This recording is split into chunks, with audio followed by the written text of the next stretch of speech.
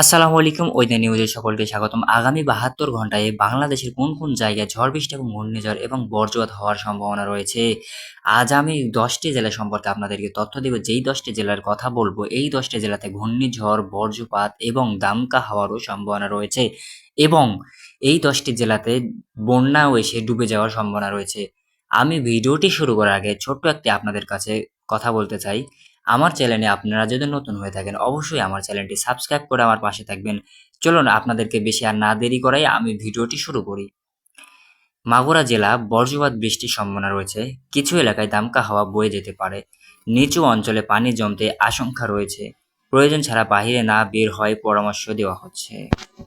নড়াইল জেলা ভারী বৃষ্টির সম্ভাবনা রয়েছে। নদী পানি ধীরে ধীরে বৃদ্ধি পেতে পারে। নিচু এলাকায় সাময়িক বন্যা পরিস্থিতি তৈরি হতে পারে। সবাই সতর্ক থাকুন অনুরোধ করা হচ্ছে। মেহেরপুর জেলা ঝড় হওয়ার সঙ্গে বৃষ্টি হতে পারে। কৃষক জমিতে পানি জমতে পারে আশঙ্কা রয়েছে। স্থানীয় খাল ও নদী পানি বৃদ্ধি পেতে পারে। প্রয়োজনীয় সতর্ক গ্রহণ করুন। চুয়াডাঙ্গা জেলা বজ্রবৃষ্টির সম্ভাবনা রয়েছে।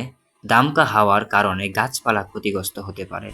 নিচু অঞ্চলে জলাশয়তাই দেখা দিতে পারে। নিরাপদ স্থানে অবস্থান করুন। সাতক্ষীরা জেলা ভারী বৃষ্টির সম্ভাবনা রয়েছে। নদীর পানি বৃদ্ধি পেতে পারে।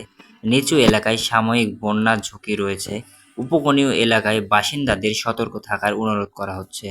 নওগাঁ জেলা মাঝারি থেকে ভারী বৃষ্টি হতে পারে। বজ্রপাতের আশঙ্কাও রয়েছে। কিছু এলাকায় পানি জমতে পারে।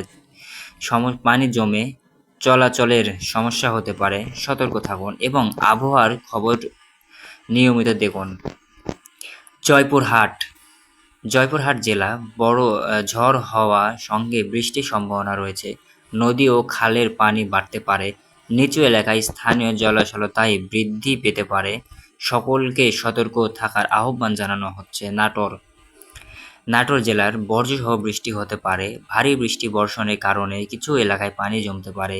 নদী পানি বৃদ্ধি পাওয়ার সম্ভাবনা রয়েছে। প্রয়োজনীয় ভ্রমণ এড়িয়ে চলুন। পাবনা জেলা ভারী বৃষ্টি ও ঝড়ো হওয়ার সম্ভাবনা রয়েছে। নদী পানি বৃদ্ধি পেতে পারে। নিম্ন অঞ্চলে প্লাবিত হতে পারে। স্থানীয়ভাবে জলাশয়তা দিতে পারে। আজকের ছিল এই ১০টি জেলার আবহাওয়ার ফুটেজ।